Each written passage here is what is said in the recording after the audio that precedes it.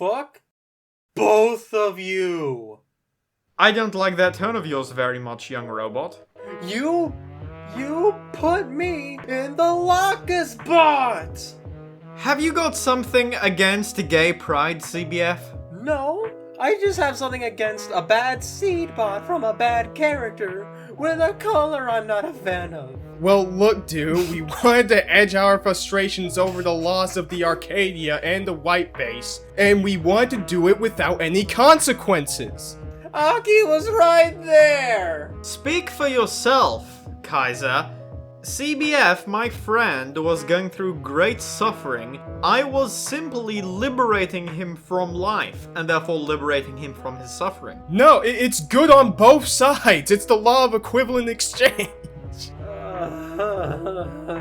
Yes, for our frustrations to be resolved, we must exchange CBF's life. Yeah, seems legit. And put me in an inferior robot. I will have my revenge one of these days. I will have my revenge. Well, now we know who goes and complains on online forums when Gay Pride Month comes around. Silence homo-robophobe, racist-mophobe. Well, it's probably better than, like, ass-kissing corporate businesses being in solidarity. Speaking of corporate businesses, has any of you seen and been watching Outbreak Company? Black Company. Make you Black Company. Make you Outbreak Company. Make you a black company. Company of Black. The Dungeon of Black Company. The Dungeon of Black Company. The Dungeon of African American Company. 40 years or two ago, I read the manga. I have not seen any of these, but I am laughing at the irony, the sheer, dark, morbid irony of an anime studio making a show about a black company. Yes, and like around the same time that Lonecrit did, I also read the manga. Hey, this anime studio may not be a black company, you don't know. It's very rare that they aren't. It's like Kyoto Animation, maybe Ufotable, and like, that's it. That's known for not being one. Oh, come on, and Polygon. Huh, really? But yeah, we don't know about that for Silverlink. Can't say. Okay, I don't know anything about Polygon, but I do remember reading once that they turned the lights in their offices off at 11 p.m. to encourage their workers to go home and sleep. Now, that may just be posturing, but that also seems like a nice gesture. Oh, that's good. That's one good thing we can say about the studio. That and they made Arjun. That is true. Okay, fair. But let's not get into that. We have to talk about Silverlink. And speaking of Silverlink, still waiting on Silver of a Feld Night Season 2.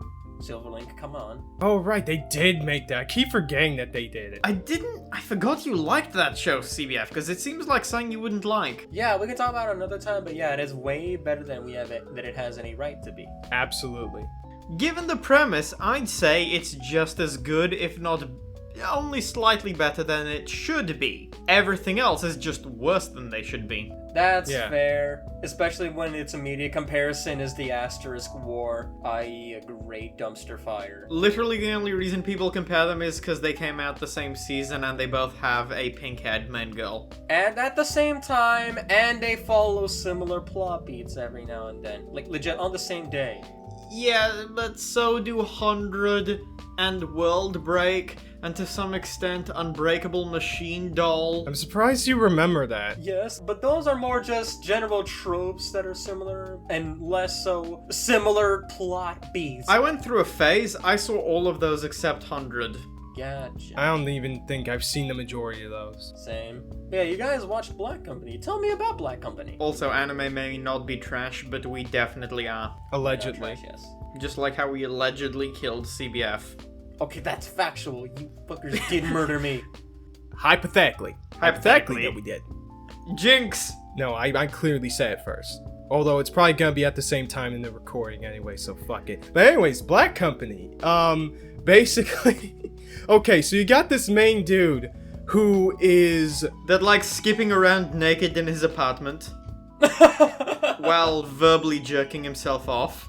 Yes, like a true Chad. Like a Sigma male doing his grind set. Yes, like every bored, lazy teenage male going through a phase during summer. When his parents aren't at home. Anyways, so... I will neither confirm nor deny that. What I am willing to say is that I am, at the very least, workative enough to get dressed after I make breakfast. Or while I make breakfast. Anyways, though, it's about the main character, Nanomiya, who, here's the thing, he is such a NEET that he had basically cheated the system in such a way that he is able to have it so that he owns, like, an apartment complex or something. He didn't cheat anything, just call it what it is, Kaiser. Stonks and real estate. Basically, yeah. He made this so much money into a point where he has all this lavish apartment shit and is very rich so that he doesn't ever need to work again. And he's ripped for some reason. Of course, it's part of the grind set, alright? Nanomiya is the base Sigma male of our times. You know what, I've heard that you can put on a lot of muscle if you have newbie gains even by just staring at a weight. Maybe he just stares at weights really, really hard. Exactly. He has weights hung up on his walls. That's probably how he does it. Not as far as we see. No. But what we do see is him getting transported to another world and being forced to basically be a grunt worker for a black company mining minerals in life-threatening dungeons. That sounds very cathartic. And working with a pink-haired lolly that wants to eat him out. Oh my. Eat him! God damn it, I will not have this degeneracy on our podcast, alright? Think about how satisfying this is, though. We are talking about, like, one of the people who have gamed the system, one of the rich assholes who own property and everything like that, being forced to be a wage slave, just like the rest of us. I mean, true, but at the very least, he didn't inherit any of the money. And then gaming the system, making bank again, and being ripped. Also speak for yourself, CBF. Shut up, you work for the cafe too. I've never had a job. Oh, okay. Fucking loser! Let's all point and laugh at this unemployed hack. No. They work for me, CBF. I pay them in exposure. Nobody works for you, and exposure is shit. Yes, exposure from the guy who probably hasn't made a video aside from these in, like, 3 years. Exposure is great, just ask Neil Gaiman's wife.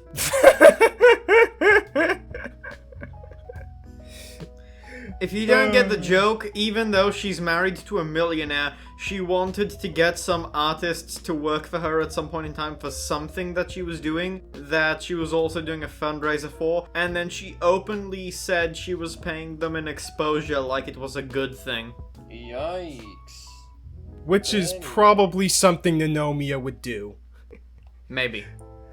Possibly.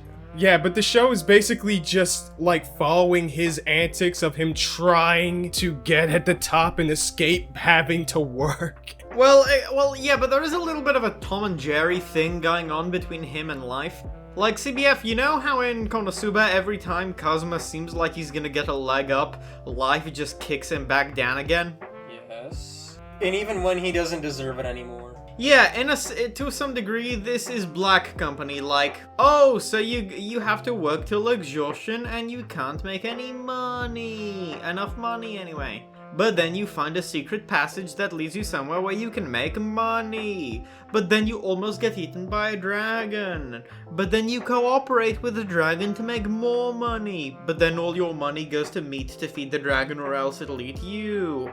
But then you find a mind control scepter and mind control all your co-workers to work for you so you can make bank. But then the magic item runs out of magic power. So you can't make any money. And you get BTFO'd. But then you start working in the special area that you find again with your co-workers and you make a bank. Is this funny or not? But then Get to the point. Yes. Yes. The whole point is that this man is just on like a revolving door of just trying to get big. It's sort of like Ed, and Eddie in that sense. Like me. You are the Eddie of the group. Now that I can get behind. By the way, an interesting fact I found out about Eddie, the voice actor for him anyways, is that apparently he, I was trying to remember who Eddie is. you know, the main character, the short guy with the yellow shirt. Oh, then yeah, I definitely am Eddie. I thought Eddie was the regal one. Oh, Double D, though. No. That's a reference to Red Letter Media. You know, the one that comes across like he's lobotomized. No, you're Double D. You're a tall, skinny prick. It works perfectly. I hate this on the basis that this makes me Ed, which... I mean, Ed's great. Ed is based. I don't know what you're True, talking he's about. also stupid, and I'm smarter. Ed has a room filled with used tissues. He's the only honest one out of the group, in a way. But speaking of the voice actor for A, like, I found out the reason why he doesn't really do all that much voice work is that apparently the minute he, like, asked for a raise, like a slight raise, he almost got fired.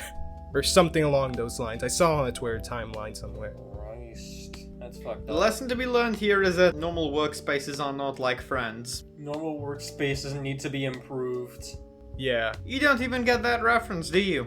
No. Also, Nanomiya seems like the type of guy who would just fire someone on the spot for wanting a raise. Yeah, it's funny you should say that, because in the recent episode, they did have a sort of amusing scenario where some workers actually got fair circumstances. Oh, cool. Yeah, they did, but then the guy fucking complained about it. What? He complained about a 9-to-5 job with weekends off and decent pay. With insurance, by the way. Even though they were enslaved.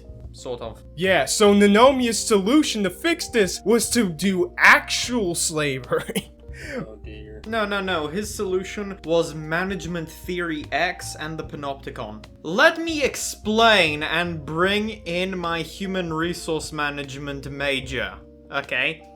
Management Theory X and Management Theory Y are developed by a academic, if I remember correctly, or manager called McGregor. I forget the first name. You want McGregor? That doesn't matter. In this regard, we say in management McGregor's Theory X and McGregor's Theory Y. And they both correspond, and they posit the following. Management Theory X assumes that workers, generally speaking, are inherently lazy and want to cut corners as much as possible, and it is a manager's duty to watch over workers, and the way to best get them to work is through external pressure, threats, looming consequences, etc., etc. Micromanaging. Sort of. Management Theory Y, on the other hand, posits that workers are inherently motivated to work and thrive best under conditions where they are positively incentivized to work, not only monetarily, but also emotionally, and that the best way to manage workers is through basically overseeing them with care, guidance, and positive incentives. And most modern management is considered to be some kind of synthesis of Management X and Y theory. Now, there's also Management Z theory, which isn't attributed to McGregor, but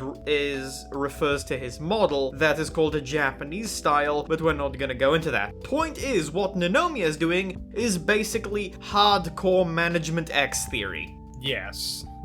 Gotcha. And it is a legitimate model in people and business management. Which is how he managed to just freaking take over that business. And I just can't wait to see how that just falls flat on its face the next episode. Because I'm pretty sure this basically surpasses the length of the manga. Yeah, worth mentioning, by the way, Management X theory isn't illegal, but it just basically now refers a lot to the idea of keeping workers on their toes and constantly having pressure on them to work. Basically, people constantly feeling a fire under them. You know what? This makes a whole lot of sense in some of the places I've worked. Yeah, and it's based on the idea of not believing in workers.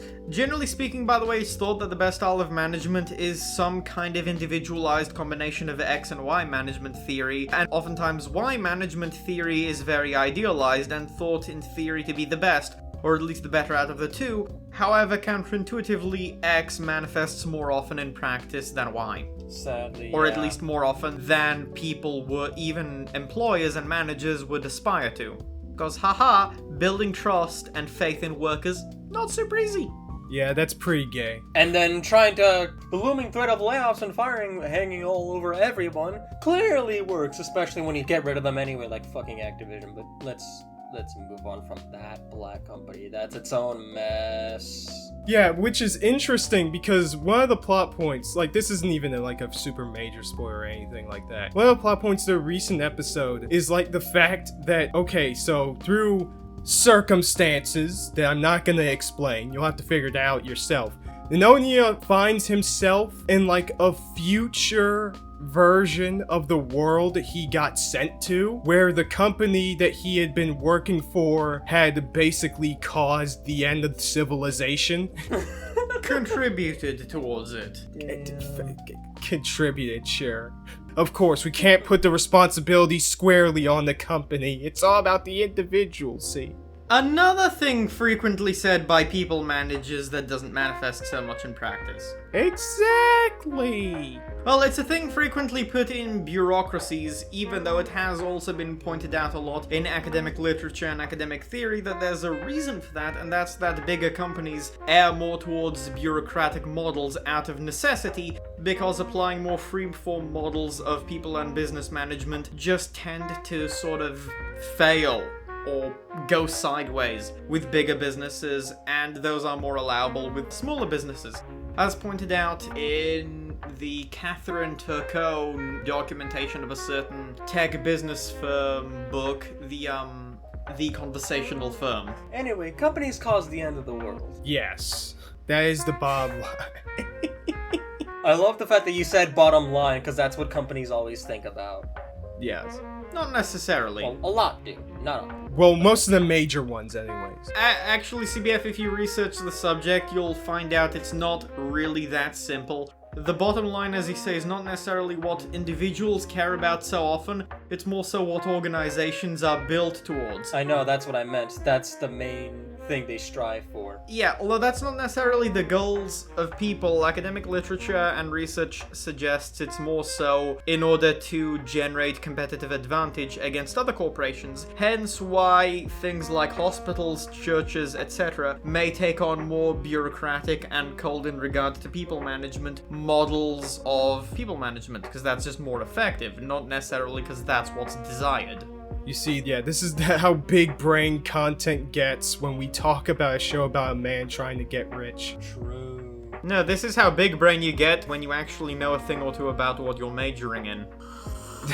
Anyway, so I guess that Make You Black Company is a fun show to watch. Yeah, it really is. A lot of the characters and jokes are pretty damn funny. Yeah, if a bit repetitive sometimes in regard to the dragon. The animation isn't the best, but It's fine. Honestly, I really like the thick lined style. It reminds me of a kind of older style a little bit. yeah, it fits a lot pretty well with the manga. I will say though, from a management standpoint, what Ninomiya does isn't necessarily wrong, but it is highly unethical. So what you're saying is, Ninomiya did nothing wrong. Well, let me rephrase that. What he does later. What he does initially is just wrong. Yeah, because I was about to say, he kinda mind control people. No, that's actually an interesting idea that's frequently attributed to one of the original people managers, Frederick Winslow Taylor, especially in response to his book on the principles of scientific management, partially due to people like Elton Mayo in conjunction with the Hawthorne experiments on people management, although more contemporary management theorists have pointed out that isn't what Taylor aimed for, but regardless, point being, that bit no bueno. Gotcha. Oh, and anyway, speaking of Silver Links shows that have come out this season that are about an absolute asshole on top of the world being kicked down into another world where they're at the bottom, I watched an episode of Jahy-sama. I can't remember the full title, like, you cannot trifle with Jahy-sama. Yeah, Jahy-sama will not be defeated, I believe. Yeah, that one. That one's basically about a demon lord who, once a magical girl comes in, breaks the magic crystal right behind. That was right behind her. Yeah, she was like second in command, and everything fell apart. She woke up as a lolly character, is just pathetic, defeated, and on the side of a lake. She is no longer this huge, beautiful maiden of hell. She is now a small child with a pendant that allows her to transform back into her original form for a limited time. So eventually she has to get a job working as a waitress at like a pub or someplace. A little bit of this sounded very Kurama. Yeah. But yeah, she has to do that, and the manager's sister is the landlord, so basically the manager asked for a favor to get her in there. However, she's been working for months. It's still a pain in the ass experience. She barely makes enough money to pay rent, and she refuses to pay rent, so the landlord constantly just like wrestles her and like berates her and like beats her and stuff and threatens her until she finally gives the money. This sounds like the beginning of Konosuba. Kinda. Kind of. But Jahy is even more of just this arrogant asshole who believes she's on top. She cannot worry about this stupid human BS. She has to focus on restoring the underworld to its glory while trying to put down anyone she can because she's too much of an egotist to properly accept help and thanks and anything. Is this the one with the kind of Hispanic-looking girl with the bluish purple hair and the, like, just very long top? And the cat ears, Yes. yeah. Oh, wow. I literally only looked at the poster for that and confused it for a sec with just like an alternate image of Idaten. That's interesting that what you're describing is that show. Yes. Yeah. And like one of the funnier parts in the start of it was like she was washing herself, right, CBF? But like in like a bowl or something. But because she is like so small, when she tries to take it out, she can barely carry that shit and she just fucking trips over and like splashes it all over the floor. Yeah, in that form, she's pretty pathetic. This is reminding me of The Devil is a Part-Timer. Yeah, it's often just been called, like, female devil as a part-timer by people nowadays. Well, except it's not exactly that. It reminds me of Devil is a Part-Timer plus Konosuba. Because in Konosuba you get the patheticness. You know, like Kazuma barely hobbling along, barely making enough money, always being at life's mercy, etc, etc. Because you haven't seen Devil is a Part-Timer, but... I have. Oh, okay, you have. Well, then you remember that, you know, Mao in The Devil is a Part-Timer was super thrifty, but hardworking and effective, and that was kind of admirable about the character. Part of the joke is how he succeeded. And he worked at McDonald's. Yeah, within a very, very narrow context. Yeah. With Jahy, it's a bit of a middle ground where she's kind of pathetic and hobbling along, and she's too much of an arrogant bastard to constantly admit things. There's a point where after a successful day at work, the magic in the pendant goes out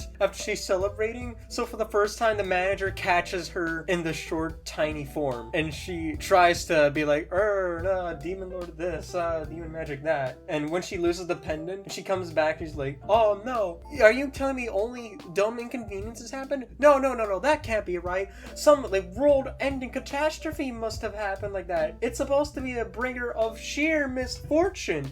And instead it's just stuff like, the manager stubbed her toe, her shoulders are very stiff, blah, blah, blah. The landlord's sister caught her wearing the thing and trying to do a magical girl transformation. I just remembered that Kaiser hasn't seen The Devil as a Part-Timer. We should shame him. Shame Kaiser. No, listen, okay? I have other priorities, alright? And hell, this show... Yeah, like Kamen Rider Double. Ignoring that.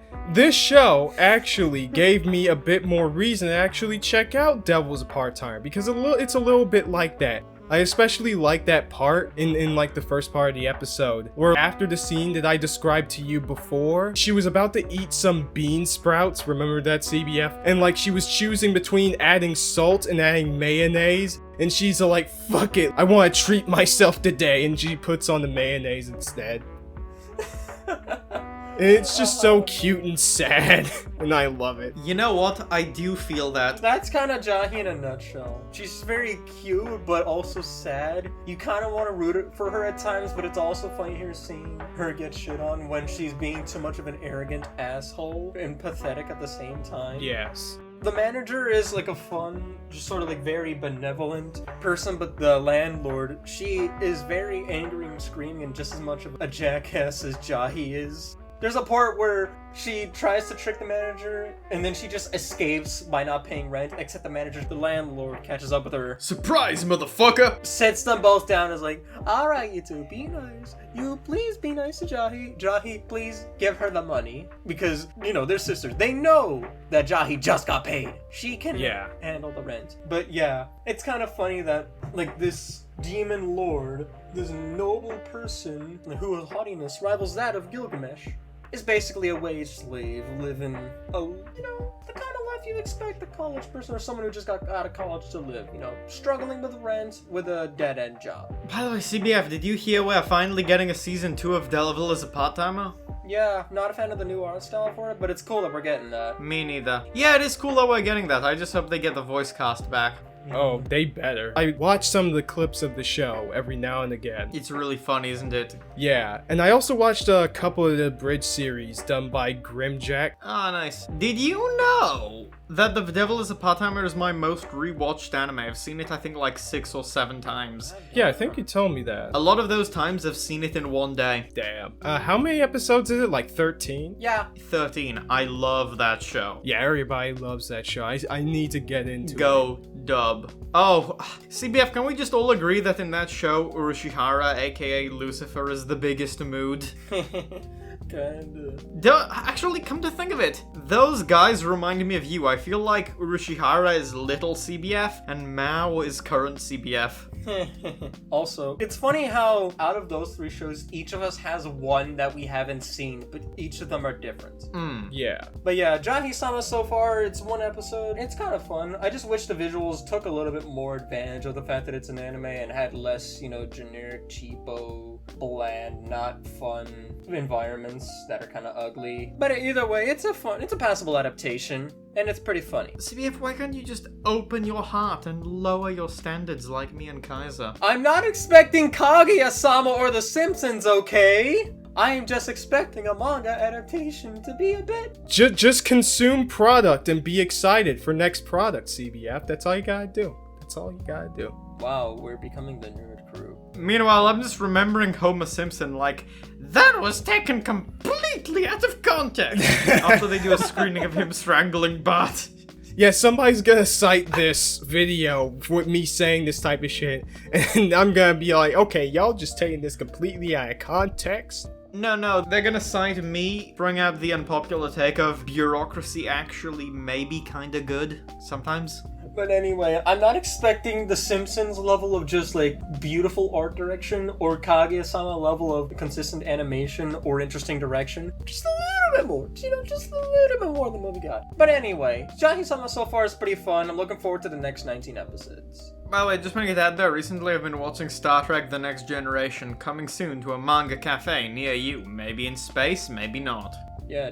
But also, Kaiser, wasn't there something else? Yes, actually. And then to I guess complete this trifecta of Isekai that we've watched recently. But this one is very, very different from both of those.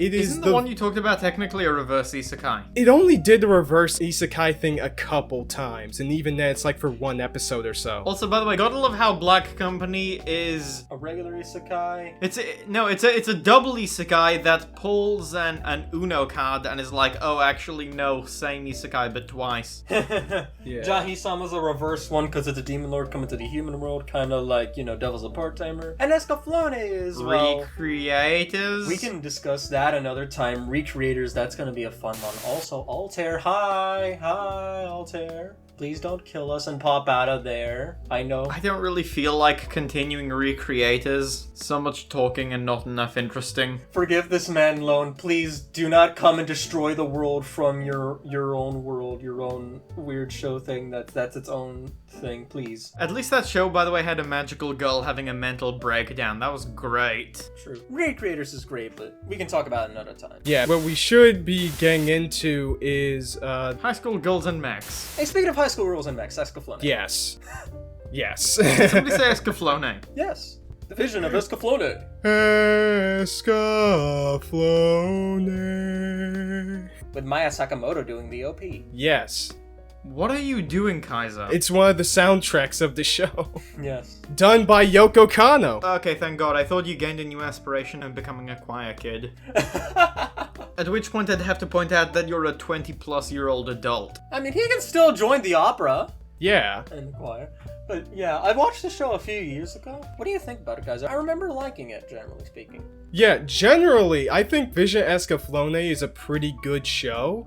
And in a lot of ways, it's sort of like, I guess it kind of contributes to that early, I think this was made like late 90s. Yeah, like 97-ish, 96? Yeah, 97, 98, which kind of contributes to the whole feel of the show that I have, which is that it's like sort of like a kind of like a quintessential hero's journey-esque kind of thing, a little bit like Star Wars, like not full on like that or Lord of the Rings, but very similar to just the general scale and visualization of such things and the route certain characters go. You know what I mean? Gotcha. Yeah, so for Lonecrit and other people who don't know what it's about, even though this was made like over 20 years ago, what the fuck are you doing? So Vision Escaflowne, it's about a girl named Hitomi who is in the school track team, but also has a talent for fortune telling, partially because of this weird, mysterious pendant that her grandmother gave her. That might be important later, who knows? And also tarot cards. Also tarot cards.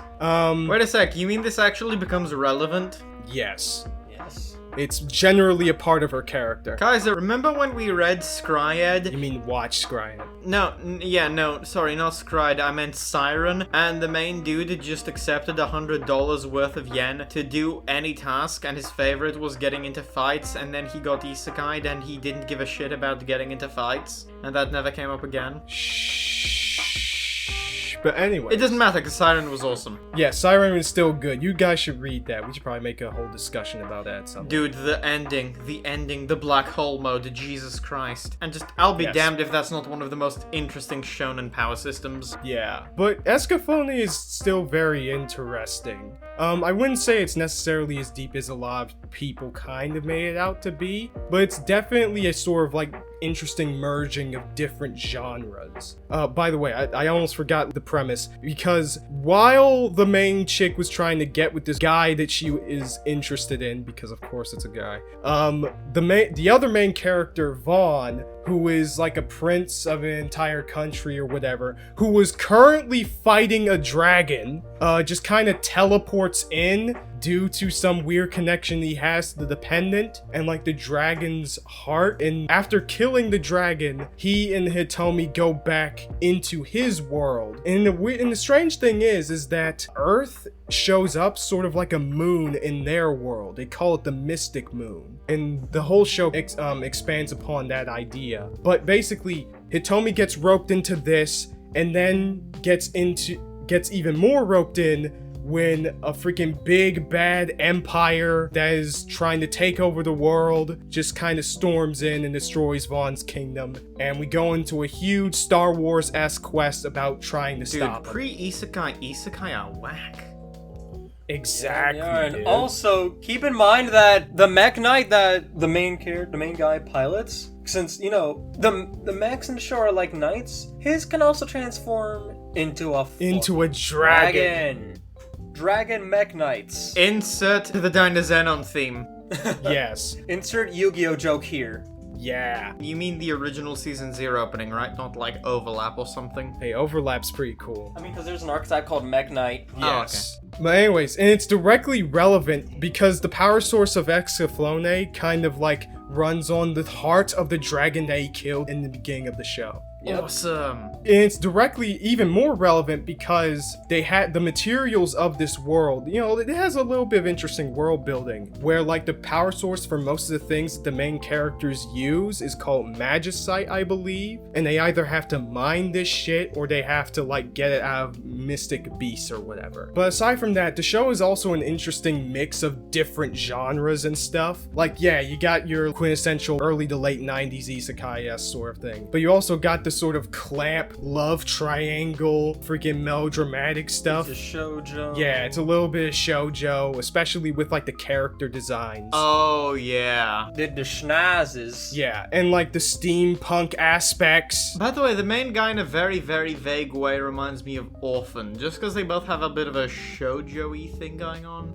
I can see that. Similar bowl cut too. Man, we are just never gonna get a good version of Orphen, are we? No. I mean, yeah, no. Orphen pisses me off so much. Is wasted potential. Cause you tell me the new one is a dumpster fire, and then you watch the old one and it's like, there's so much you could do here, but you're just fucking around and showing this dumb comic relief. Yeah, and then the funny thing is, I barely saw like the first episodes of both the second seasons of the old one and the new one, and both of them are just so frustrating to sit through because it's like the stories, well, in the old one's case, the story is over. What are you doing? And the second one is all right. You're dragging the story. What are you doing? They both have the opposite problems. I don't mind some good adventuring. I was super down to have, like, the old Orphen be more adventuring, but they don't focus on, like, Orphen's emotional state. They don't really engage with that. They don't build up a substantial relationship with the main girl. They don't have Orphen, like, mentoring the kid. The adventures and individual stories aren't that fun. Because, like, you can't pull a Samurai Champloo. You can say, you know, this is our vague thing, but then give, like, a certain level of emotional depth and just tell individual little stories and make it kind of a whole globe-trotting thing. But then the stories aren't that good. Yeah, and they don't have that emotional depth. It's like Orphen. Orphen is just frustrating. But back to Escaflowne. The characters in Escaflowne are generally pretty fun enough. Characters are just generally very likable. Yeah, and the progression of the story is generally much more consistent. Yeah, the characters are good. Yeah. I do tend to hear that the ending is a little bit rushed, but I don't quite see it. It's an interesting yet peaceful resolution they work towards. In regards to the ending, I feel that it probably could have benefited a tiny bit more if things weren't as incredibly abstract as it kind of was in certain aspects. It's a bit complicated to describe without getting into spoilers, but it kind of feels like it's a tiny bit rushed. Like, you kind of see where they're going, and it's mostly built up by the events. But it probably would have been better if there was an episode or two to cap things off and make things a little bit more cohesive. The show is still pretty good. Hey, out of curiosity, what do they actually do for the duration of the story? Oh, it's actually a pretty, very consistent progression. Because the first 2 episodes is about after a whole ritual of slaying the dragon and officially becoming the king of his kingdom, Vaughn's home basically gets attacked and all of his soldiers get flat out murked by the big bad guy, Emperor Dorlin, who turns out to be freaking Isaac Newton, who got transported into this world. And then other minions include the utterly batshit insane Delandu. And then Fan's older brother, Falcon. Yes, who is basically Darth Vader. You know, this just reminds me of Drifters. This just reminds me of like Drifters, where the bad guy is Jesus Christ. And the Empire was raised by Adolf Hitler. But Drifters is bad. Escaflowne is not. But Drifters is fun. Drifters is alright. It's alright. Drifters is fun when it's action, bad when it's anything else, or when it interrupts scenes. Oh yeah, when, like, Kota Hirano's cartoony bullshit, god. It's so bad here, it's actually insane. But back to Escaflowne. It's a mixed bag. But with Escaflowne, basically the whole progression of the story is that, okay, after the kingdom basically got destroyed, Vaughn is basically coalescing with different kingdoms and trying to find certain outposts or whatever to fight against Dorlin's army and then, fight his brother and all this shit. And, the villains are also very proactive as well. It's sort of like a mix of the protagonist and the antagonist kind of just striking at each other, which is why I kind of describe it as Star Wars. It's less about, them directly fighting the main guys most of the time, and more so about them just, going to a different place and encountering them. Sounds Gundam-y. Yeah, it's Gundam-y. There's one interesting segment. Are you talking about the section where they went to this one city, and then Delandu and Falcon just sort of, raise it to the ground? Yes! No, and there was this other moment where freaking Delandau and Vaughn's brother freaking show up in one of the kingdoms that another one of the main characters, Prince Alan, who is just much. He has so much going on. I think they go into his father's kingdom. Yeah, they go into his father's kingdom, and Vaughn and Hitomi are hiding because here's the thing. The main bad guys, they basically, part of how they are able to succeed in raising the world just fucking asunder and taking over is the fact that they have the technology to see into the future to a certain extent. But Hitomi and her presence kind of throws that out of whack through her own sort of future sight bullshit. Yeah, she's able to predict the future via fortune telling with the tarot cards and whatnot. I never expected to get reminded of Katekyo Hitman Reborn by Escaflowne. Okay, I shit you not, right? Okay, get this. In the third arc of Katekyo Hitman Reborn, the future arc, and the the longest arc in the entire anime. Like, it takes up more than half of the anime, swear to god. It's longer than both of the first two major arcs put together. There's this villain called Byakuran, who I actually really like, and he is the leader of a sort of surface-level organization-ish mafia family, and his ability allows him to mentally connect himself with different versions of himself from different parallel universes. Yeah, and share information with them on how his adversaries did things or how things went in similar or slightly alternative circumstances. So he connects with himself from other universes to say, figure out where his current enemies are hiding, shit like that. And that's how he became like top dog in this future and created a version of the world where in the past he killed the adult version of the main character and destroyed his entire group. And it's up to the protagonist and his friends from the past being sent to the future and being trapped there to like become stronger than their future selves and combat this guy, and they work with somebody with the same ability but just lesser. Yeah, this is basically just Master Xehanort's bullshit, but not without being in different universes or timelines. With him, it was just like in one. Oh, also if this guy gets beaten in one universe, he gets beaten in all of them for some reason. Yeah, wow. That's not like Xehanort. Or like you have to keep beating every single one, including all the reincarnations and Kingdom Hearts is Yes, but Escaflowne is much less convoluted. And like one of the things that are interesting about it that I find is Vaughn's character development, which isn't as like consistently good as I would like it to be, but I still find it pretty compelling. Maybe not as much as him and Hitomi's relationship, at least where it ended, but still. Because Vaughn's whole deal is, of course, with the loss of his kingdom, and with him after being so soon given the responsibility of being king, you see him trying to grapple with, like, his own restlessness of him trying to get back what he had lost. And like a lot of that culminates, especially with his interactions with his brother, who to him had practically abandoned his job and his oath and his country and everything and just razed everything into the ground. Of course, Falcon has his own reasons for doing what he's doing, but still, they sort of have like a semi-Sasuke-ish thing going on, which is interesting.